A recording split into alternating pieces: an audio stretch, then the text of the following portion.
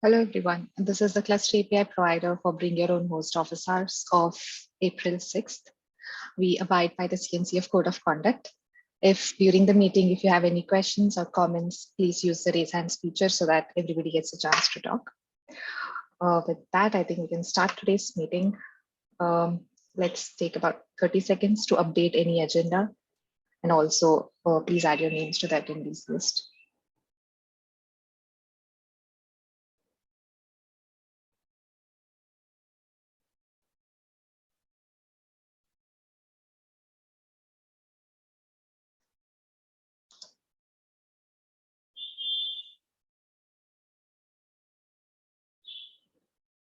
Okay, so let's start with welcoming new folks. Vibhor, do you want to go? Yeah, hi everyone, this is Vibhor. I've been interning in VMware since January and got to know about containers and CAPI stuff. So been in contact with many folks, found out about BYOH and here to know more stuff and hope I contribute to it in the future. Thanks. Thank you. Welcome. Thank you. Shivani, is this your first BYH office hours? Yeah, I think so. Okay, I attended please go earlier. ahead. Hi everyone, this is Shivani. I'm working in VMware so I work in a Kappa team and I joined recently like BYOS and I'm working on like cluster class, extending the cluster class support. So I've presented one, in the next maybe coming office hours, I'll present a proposal on that. Thanks, Awesome. nice meeting you. Thank you. Welcome. Okay, so with that, Stefan, you want to take over? Yeah, maybe I should also say hello here in that meeting. I wasn't here. Oh, I'm sorry. Yeah, no, it's fine. Yes. It's fine. I mean, just yeah. So I'm Stefan. I'm also working for VMware. I'm usually working on the, not usually, almost all the time. I'm working on the core CAPI project. And yeah, very recently involved there with cluster class and now with runtime SDK mostly. And yeah, and I guess now to the first point. Yes. Do you want to share screen? Yeah, I can definitely. So, yep. Do you have co-host? Can you give me co-host? So you want the? I need co-host, otherwise I can't share. So. Oh, okay. Right click on the name and. Do that. Oh, okay. Okay. Perfect. Thank you.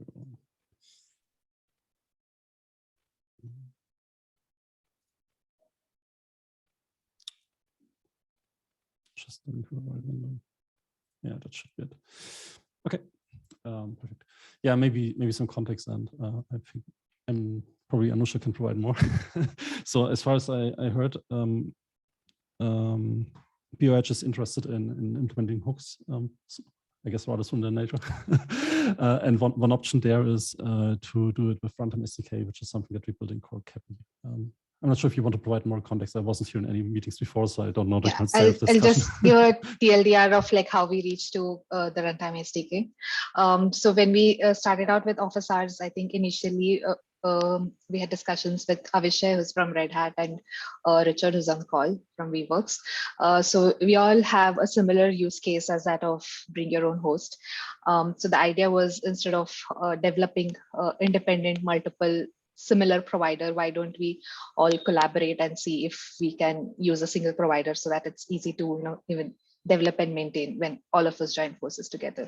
But BYH as it is today cannot be directly consumed by the others who are interested.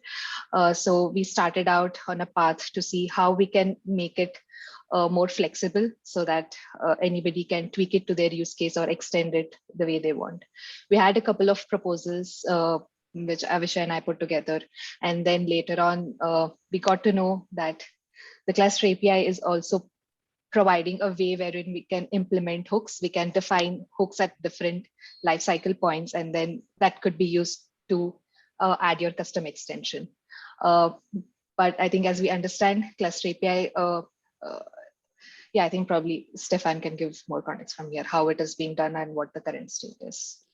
Exactly. And I would give a rough overview of the runtime SDK proposal, where we currently are, and outlook next steps on yeah, what we're doing now and when we'll hopefully get a first implementation, but no promises. Okay, so runtime SDK proposal. Some of the proposal is mostly a developer guide, but yeah. So the high-level idea of runtime SDK is more or less to build a generic framework to define hooks. And what we mean with hooks is, or let's say to make a comparison, when you take a look at mutating webhook and radiant webhook today in Kubernetes, then those are called at a well-defined point when you create or update or delete a resource. But those are two very specific hooks with a fixed request and response type. And yeah, what we now try to do with Cluster API, we want to have something similar. So runtime SDK means that we provide a way to define webhooks essentially, but the framework itself should be very generic. So you can define for each individual hook when exactly should be called in your code. And that can be at a cluster lifecycle moment, like, I don't know, before cluster upgrade. In our case, I mean, that's just our use case, of course, but before cluster upgrade, after cluster upgrade, etc. But it can also be just something when during reconciliation, you need some, you want to be able to externalize a part of the computation, then you can also add a webhook there, just call it and work with the response and make it part of your reconcile loop. It doesn't have to be a specific lifecycle moment. It can be, I guess, any point in time during a reconcile where you think it's a good idea to allow someone else to plug in. And what we're building on top of runtime SDK proposal are in the first wave, I would say two things. One is we provide external patching. So that's that example where when we reconcile a cluster class, managed cluster, we externalize part of the computation of the cluster topology. So that's that one example.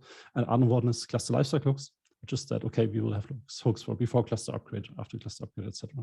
If I got it right, that's probably more, at least probably the main use case for you at the beginning, if I remember that document correctly, that you want to hook into specific moments of lifecycle of objects. Yep. Okay, so much about context. I wouldn't go into too much of those details, but the high-level ideas that cluster API maintainers, or in that case, I guess, BOH maintainers, can define runtime hooks. Defining runtime hooks means that you essentially come up with a name for that hook, like before cluster upgrade. Then you have a request type and response type. Those are very, very similar to regular Kubernetes API types. So you just have a struct. We're embedding type meter for some, so that we're able to reuse a bunch of utils like conversion, etc. But essentially you define a request type, a response type, and can put whatever you want into those. You will have some standardized attributes in the response at least. So we have something like a status or a message where you can just say if that operation worked or not. We will also have something like a retry, so that a runtime extension can signal, okay, please retry in a minute or two. But apart from that, it can be totally custom to your use case, just what you need. So on that side, we define a runtime hook, then runtime extension implementer. So maybe I should start with glossary. So runtime hook is the definition itself in your provider or in core CAPI. So just a hook name, request, response type. And the runtime extension is then an implementation for that hook. So whenever we are getting to that point in our reconcile that we want to call a hook, that hook calls an external runtime extension. So that's naming here. Yeah. And then on the other side, so first that hook is defined, then someone writes those extensions. They can then be deployed and registered, and we will discover them automatically. And then, yeah, at runtime, we will just call all those hooks which have been registered essentially. I show a little bit more details further down below. Let's say we defined our hooks, so those types. What we will provide is a tool which takes those types and generates OpenAPI spec.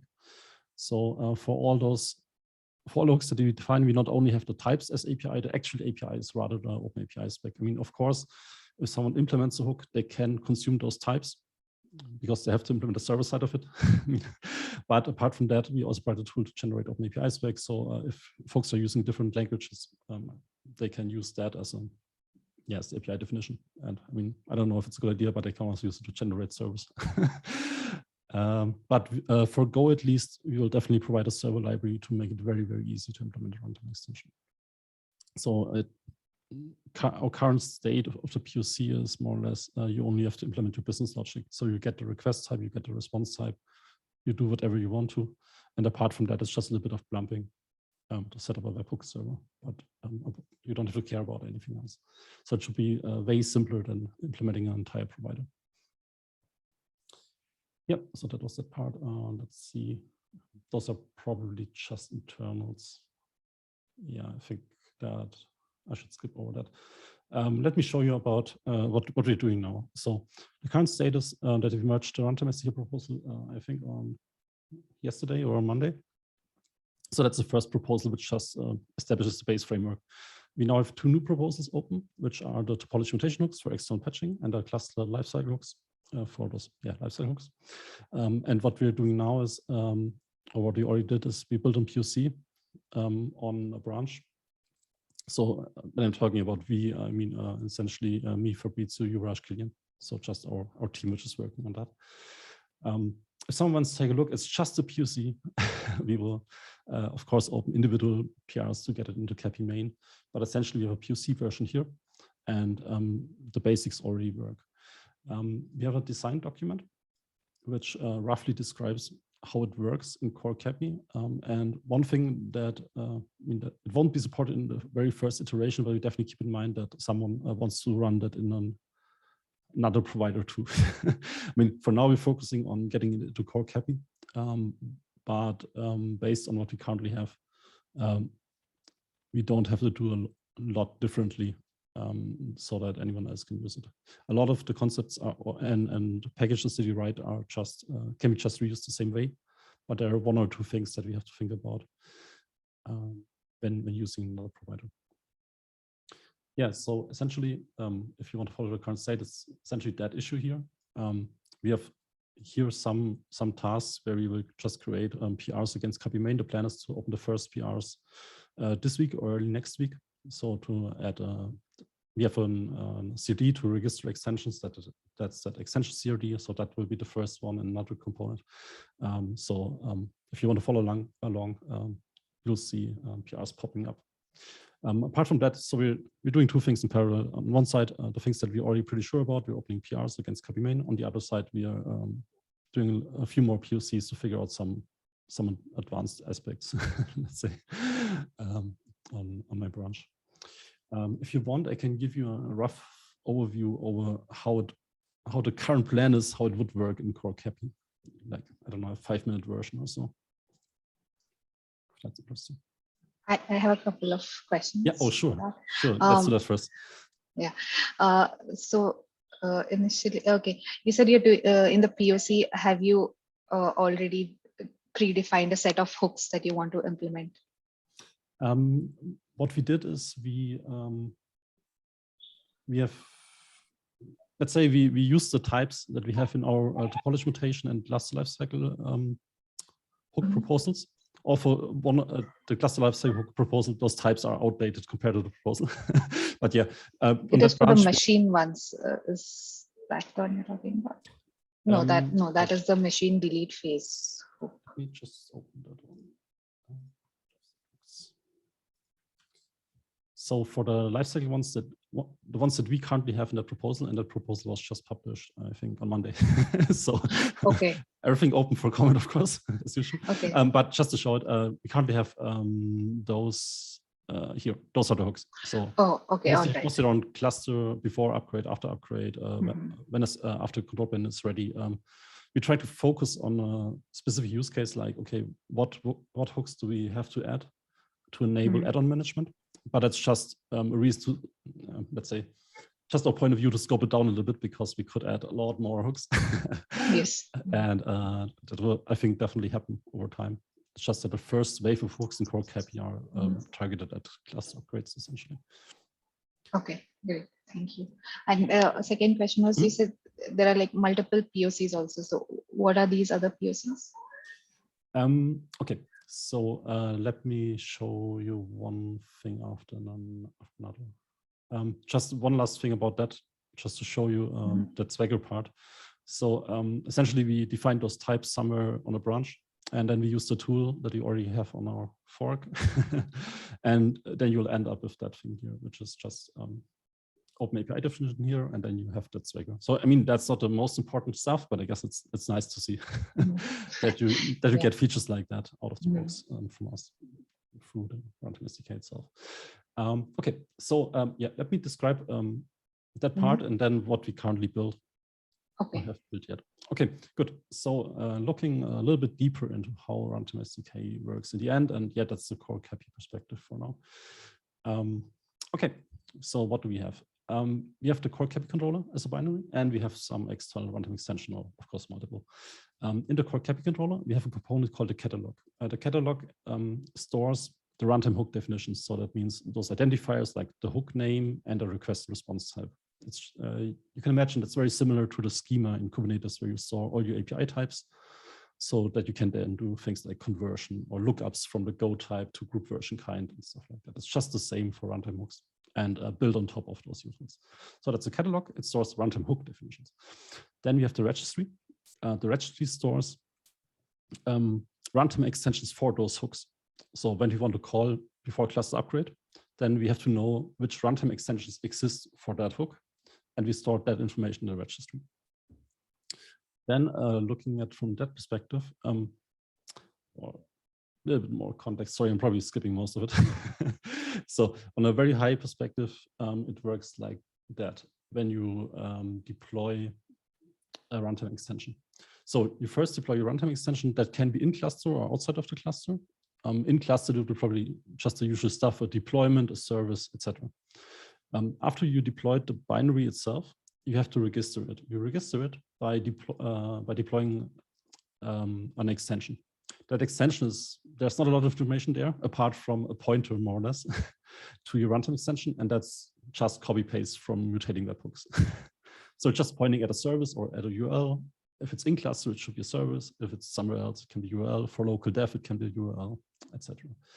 And the only other thing that we have here is a namespace selector, which allows to filter down in which namespaces that extension is used. There might be other selectors in the future, but we left them out for now because there are some API design questions, how we filter that. Once someone deployed that extension, our controller will discover that extension. So that means essentially we are calling a discovery endpoint on that extension, and the extension tells us what runtime hooks it implements. So scrolling down here. So that runtime extension will return us something like this. It will say, okay, I have a runtime extension with that name. It implements that hook. And you can specify some additional things like I would prefer if you call it me with that timeout, or we have failure policy like with admission webhooks. So, but we're discovering that. So the runtime extension itself has to signal us what it actually implements, and someone has to do that discovery. And that is at one point that we have to discuss when we make it possible to use Runtime SDK in another provider. Who does the discovery? Should the core controller discover all extensions, or should every controller only discover its own extensions? I think we just have to go through options and decide what we want to do. But that's that one thing that currently can't just be reused, or where we have to discuss first how we want to do it. I think everything else from the packages that we implement, etc., that can be just used the same way in a provider. Okay, so we get that discovery information that's updated to the extension. So just store that information here too, and can then be used. Okay, so with that context, now it makes a little bit more sense to explain how it works. So we have the extension CRD is an API server. We have a controller which watches those.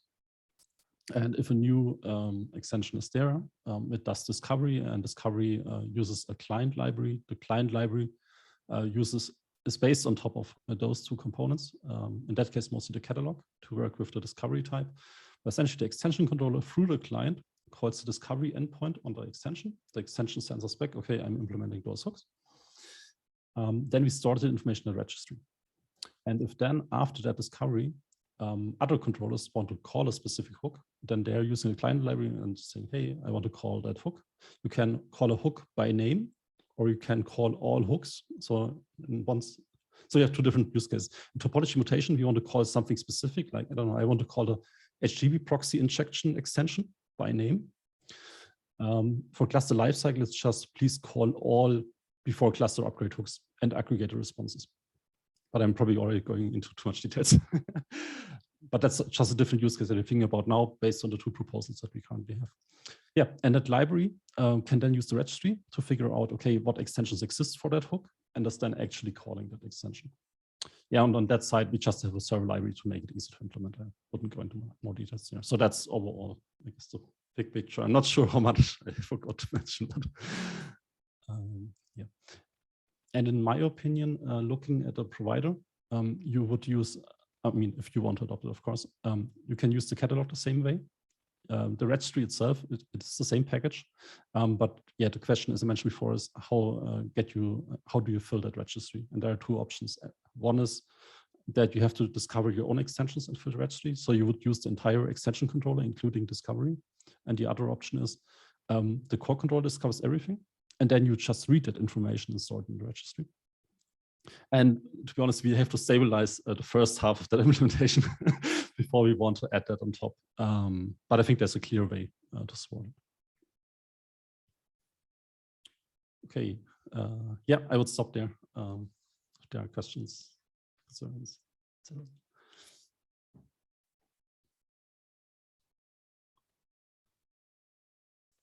Yep. Yes, thanks, Stephen. So this server library that we see in runtime extensions, will it be part of, will it be provided by CAPI itself, or? Yes. Oh, I have to go on a little bit more detail. Eventually, it will be definitely provided. One trade-off that we have to find is between making it exported in the very first iteration, and then might be bound to API guarantees, or exporting in some way where it's clear that that's not a stable API yet. So for now, we're starting with internal. I mean, we didn't even open the first PR yet. So until we get the first end-to-end thing working on main, we definitely keep everything in internal. And at some point, we have to discuss how we can make that directly usable. I think as soon as the APIs are stable, that's definitely meant to be exported. Absolutely, because I mean, already so that someone can implement the extension totally independent of your use case.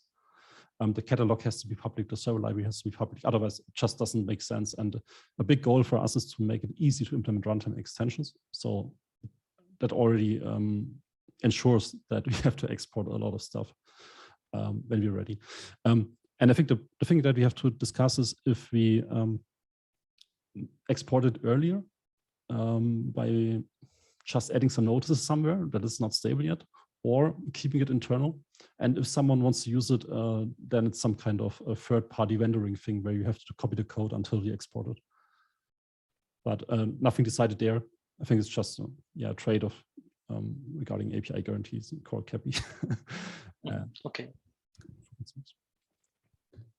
But in the end, definitely, we have that as a future goal to make it possible to use runtime SDK in other providers. So. Okay, thanks. Okay. Is there a tentative release that you all are targeting? Oh, I forgot that part. Yeah, so current status, we will open the first PRs, like I said, this week or next week. Then we kind of getting it upstream as fast as possible, but of course, it always depends on reviews and getting consensus, etc. So we're not sure how long that takes, but we try to do it as fast as possible. So from our team's perspective, it's our absolutely main priority. That's the one thing that we're almost exclusively working on. So just from a priority perspective from us, we have 3 or 4 folks who are focusing on that thing. So in parallel to those upstream PRs, we're trying to parallelize a little bit on that fork, just to already get everything in a pretty good state, so that once we can open the other PRs, they're almost ready to just be merged. Yeah, timeline-wise, we're trying to get something until May or June, but rather end of May or June. I can't guarantee anything, to be honest, because I mean, open source development, but really trying to get there as fast as we can. And the plan is definitely to get it into 1.2, which is currently rumored to be in May or June. So there might be some kind of correlation there until we get first experimental V1 Alpha 1 version into main, and when we do that 1.2 release, and I guess something like June, worst case July is realistic. Okay, that's good to know. Thank you. Okay. Right. Thank you, Stefan. That was super helpful. Okay. Yes, Richard, support for additional methods. Yeah, sure. Probably before that, I just want to say thanks to Stefan. Be great. Would you be interested in coming along to the Kappa office hours as well? Because I know that we have a use case as well. I'm in general, yes. My problem is just that I'm now on PTO, and then there's an internal VMware conference and then KubeCon. But I can definitely, I mean, if it's not like super time urgent, I can see the next time when I'm there. Yeah. It's not super urgent. Yeah, whenever you have time. Yeah, cool. Absolutely. Yep, I'll note that. Might Cool. be probably after KubeCon. Yeah, fair enough. That's all good. Okay. Yeah, sorry. So the enrollment. So really, this was more of a question how to go about this. But is there any plans to support a different enrollment mechanism? So we have customers that obviously want to do agentless, so SSH. But then also, if we're using an agent, are there different mechanisms other than I have to take the kube config from the management cluster, put it on to the host and use that with the agent? And I guess a couple of things with that, maybe some documentation about how to scope the permissions down.